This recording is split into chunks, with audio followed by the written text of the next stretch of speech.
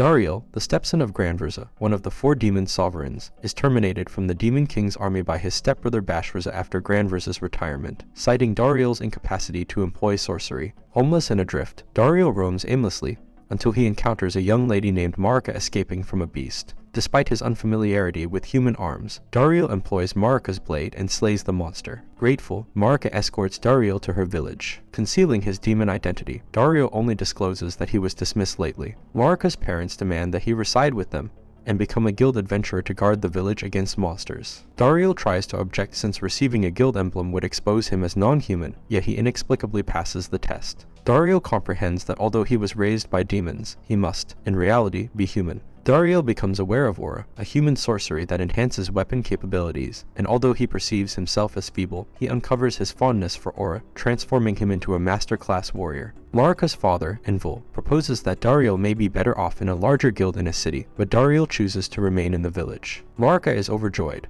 but the village's only other adventurer, Kashida, is unimpressed until it is unveiled that the monster Dariel killed was one Kashida has been unable to slay for more than 2 weeks. Dariel receives a promotion for slaying the monster, and takes up a quiet task of gathering herbs. However, he is bewildered when Marika insists on accompanying him, clasping his hand and completing most of the mission for him. Dariel observes that Marika possesses the abilities of a seasoned adventurer. Although Marika confesses she is afraid of fighting, she effortlessly hunts monsters for sustenance. Dariel adjusts to village life, and Marika's romantic feelings for him become more evident. Envil reveals that Kashida rashly attempted to hunt a blazed death scythe, a beast of too high a rank for him, and that a team from a city guild has already accepted the official mission. Dariel offers to bring back Kashida but finds him already fleeing from the death scythe in terror. Dariel's sword is shattered, so he combines 2 aura abilities and tosses a fragment of his sword into the death scythe's mouth, killing it. Kashida realizes he has been foolishly reckless. Meanwhile, the 4 demon sovereigns are struggling in their battle against the hero, as Dariel was the one who kept everything running smoothly in the army, and without him, everything is falling apart. However, Bashvaza vehemently refuses the requests of his fellow sovereigns to retrieve Dariel. Kashida starts shadowing Dariel on his excursions to learn from him. Dariel begins to suffer injuries from Marika's embraces. Dariel notices that most of the houses in the village are empty, and Envil explains that the village used to be a trading hub for a nearby mithril mine, but trade ceased after the demon army took over the mine. Dariel, who used to oversee the mine for the demon army, visits it and finds it being horribly mismanaged by one of Bashvaza's new commanders. The Knockers, a subspecies of demons suited for mining and who hold Dariel in high regard, are weary of being oppressed and initiate a revolt. Dariel disguises his face and safeguards the Knockers as an anonymous adventurer, subduing the demon soldiers without causing harm. The commander surrenders, admitting he is not even a soldier, just a demon Bashvaza recruited on a whim at a party. At Dariel's urging, the commander resigns and the soldiers return home. The grateful Knockers choose to pledge their allegiance to the human race. The main adventurer guild headquarters takes the Knockers under its protection to reopen the mine appropriately, restoring the village's prosperity. Marika hugs Dariel so tightly that he is tackled to the ground, unconscious. Bashvaza receives a severe reprimand from the demon lord for his failure to manage the mithril mine and the army effectively. Marika nearly proposes to Dariel, but the moment is disrupted when Kashida gets into a heated argument with Fitbitten, the haughty leader of the adventurer team sent to hunt the blazed death scythe. Kashida discloses that it was actually Dariel who killed the death scythe, which makes Fitbitten livid. Later, a misunderstanding occurs, leading Envil to believe that Dariel is Marika's fiancé. The Adventurer Guild requests Dariel's help to negotiate with the Knockers, who refuse to meet with anyone else. Dariel gains the Knockers' trust, and they happily negotiate with Bashvaza, a representative from the guild. The Demon Lord sends Rizit to persuade the Knockers to return to the demon army, but he ends up meeting Dariel instead. Rizit confesses that Bashvaza's incompetence has brought the demon army close to collapse, and pleads with Dariel to return. Despite being human, Dariel declines and instead suggests that the demons buy mithril from the guild rather than fighting over the mine. Fitbitten, outraged, tries to kill Rizit, but is stopped by Dariel. Bashvaza rebukes Fitbitten before agreeing to sell mithril to the demons. Dariel looks forward to a peaceful future between humans and demons, as both races hold a special place in his heart.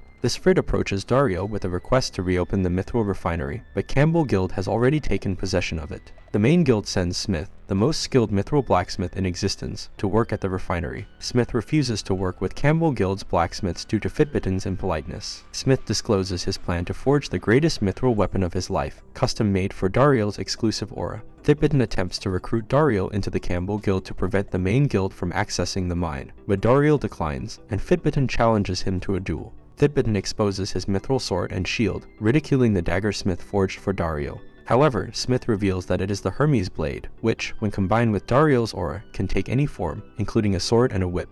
Fitbitin's inferior mithril is obliterated. The Sfrid decides to detain Fitbitin, but Dariel, aware that Fitbitin was doing his best for his guild and comrades, insists that Fitbitin be pardoned if he repairs the residences harmed in their duel. The Sfrid offers Dariel a job at the main guild, overheard by Marika. Later on, Dariel thinks about the job offer while wrapped in a towel at a sauna. Marika, who is also in a towel, shocks Dariel by joining him, insisting that they talk about something important. Marika tells Dariel that she will stand behind him if he decides to take up the position at the Central Guild. However, Dariel has already made up his mind to decline the job offer, which fills Marika with so much joy that she cries and they share a kiss. Bashvaza visits his and Dariel's father, Grandvaza, who retired after being injured by the previous hero. Bashvaza, ashamed of his failures, falsely claims that Dariel is still working for him. Grandvaza sees through Bashvaza's lies and attacks him, demanding that he find Dariel. Bashvaza refuses and departs to prove his competence without Dariel's help.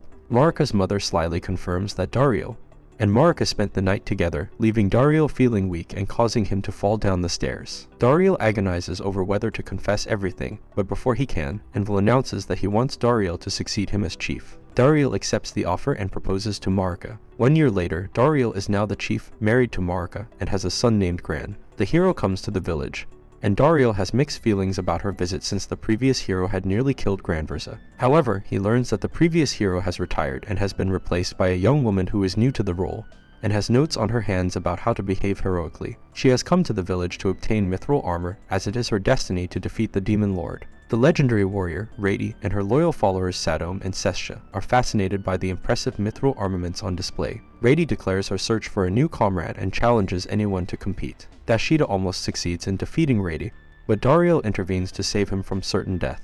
Dariel engages in a battle with Rady and defeats her, but declines her offer to join her team. Dariel recalls the memory of Lady Droys, a demon king who placed great value on peace, and decides against supporting Rady in her quest to defeat the Demon Lord. Rady becomes fixated on Dariel, and gradually comes to appreciate his non-violent stance. She implores him to reconsider joining her, but Dariel remains steadfast in his convictions and explains that the demon army is only present to shield the Demon Lord from the hero's attacks, and has never initiated any aggression towards humans. Rady relents and requests that Dariel become her mentor. Dariel agrees, hoping to encourage Rady to seek peaceful resolutions rather than resorting to war. Meanwhile, Droys becomes increasingly distraught as Bashvaza has been neglecting his leadership duties within the army. On the other hand, Rizit pays a visit to Dariel, but their meeting is interrupted by the arrival of Zebayantes, one of the 4 powerful demon kings who has finally located Dariel. The legendary warrior, Zebayantes, punishes Rizit for disobeying orders and confronts Dariel about his decision to not work with her. However, Zebayantes has a change of heart after witnessing Marika's repressed anger. She decides to take over the mithril contract from Rizit, but Dariel refuses to collaborate with her. Zebayantes challenges Dariel to a duel, but to everyone's surprise, he defeats her in a comical way. During the fight, Dariel accidentally grabs Zebayantes' undergarments, and to keep it a secret from Marika, he agrees to sell her a mithril weapon.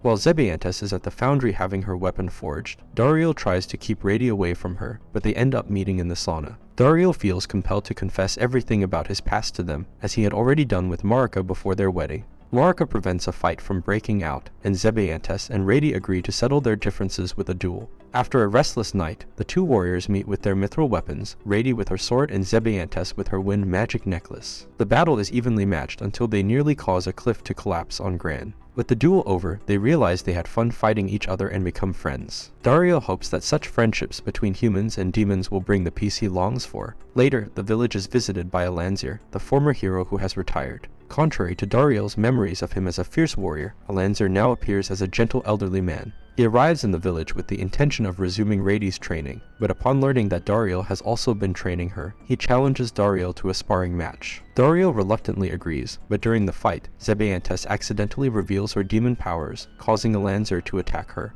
Dariel steps in to protect her, explaining that he believes in peaceful coexistence between humans and demons. Impressed by Dariel's strength and conviction, Alanzir offers to groom him as the next hero, but Dariel declines the offer. In response, Alanzir injures him and demands to know why he wants peace with demons. Dariel then reveals that he was actually raised by demons, much to Alanzir's shock. Meanwhile, Grandvaza meets with the Demon Lord and pleads with him to fire Bashvaza, who has been neglecting his duties for over a year. The Demon Lord is displeased with Grandvaza's preference for humans over demons, but ultimately decides to give him Dariel's location, which he has known all along. Grandverza recalls a tragic event from 33 years ago when the former water demon king Bezetin was killed by a Lanzir. However, before his death, Bezetin entrusted Grandverza with the perfect weapon to take revenge on a Lanzir, a baby named Dariel. As Grandverza arrives at the scene, a Lanzir drops a bombshell revelation. Dariel is actually his long-lost son, kidnapped by Bezetin as a baby. Upon realizing the knockers are in danger due to the dragon's presence, Dariel joins the fray.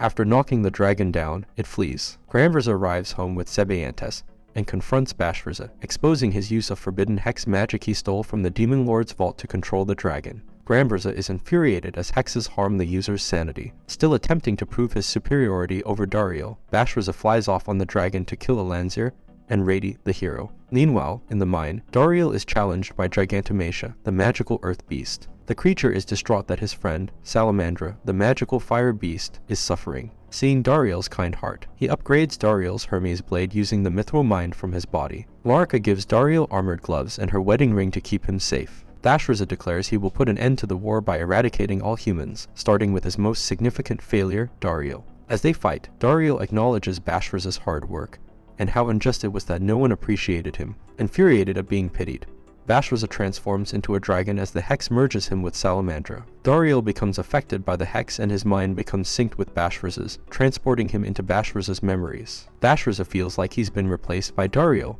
as Grandverza's son ever since Dariel was brought home. Despite the possibility of working alongside his father, Grandverza retired and appointed Dariel as his assistant instead. Dariel empathizes with Bashvaza's isolation, which only fuels Bashvaza's anger. However, Dariel pulls Bashvaza into his own memories, showing him how he felt like an outcast among demons and how he cherished Bashvaza as his younger brother. Bashvaza realizes that his own stubbornness caused his pain, and breaks down in tears, ending the hex. Salamandra, freed from the hex, prepares to go on a rampage. Bashvaza fuses with Salamandra's body to fly him away at the cost of his own life, but Grandverza and Dariel work together to save him. They return home victorious, and Marika's embrace nearly kills Dariel. The Demon Lord exiles Bashvaza for eternity, but he visits Dariel and meets his nephew Gran. Gran utters his first words, Big Brother Bashvaza. Dariel commissions a family portrait of humans, demons, and heroes together. Bashvaza departs to explore the world but promises to visit occasionally, and life in the village returns to peaceful normalcy. And this is all for this video. Make sure to subscribe if you enjoyed it, and I will see you in the next one.